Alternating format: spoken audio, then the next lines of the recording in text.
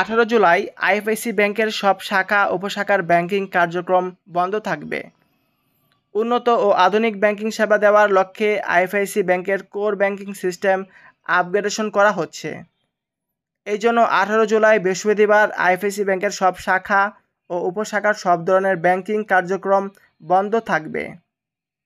তবে এই সময় ব্যাংকের গ্রাহকেরা আইএফআইসি আমার ব্যাংক অ্যাপ, কার্ডের মাধ্যমে টাকা উত্তোলন, প্রেরণ, দেশ বিদেশে কেনাকাটা ও আইএফআইসি ইবিআর-এর মাধ্যমে ডিজিটাল ব্যাংকিং সেবা গ্রহণ করতে পারবেন। এছাড়া ব্যাংকিং সেবা নিশ্চিতে 24 ঘন্টা সহায়তা দেবে আইএফআইসি গ্রাহক সেবা কেন্দ্র 16255। এই সংশ্লিষ্ট তথ্যাদি ইতিমধ্যে খুদে বার্তা ও ইমেলে গ্রাহকদের কাছে প্রেরণ করার পাশাপাশি গণমাধ্যমে বিজ্ঞাপন আকারে প্রকাশ করা হয়েছে। তো বন্ধুরা, এই বিজ্ঞাপনটি দেওয়ার সাথে সাথে আপনাদের কাছে নিয়ে আসার জন্য এই ভিডিওটি নিয়ে আসলাম। তো ভিডিওটি ভালো লাগলে অবশ্যই আমাদের চ্যানেলটিকে সাবস্ক্রাইব করে দিবেন, লাইক শেয়ার করবেন এবং কমেন্টস করে জানাবেন আপনার মতামত। ধন্যবাদ।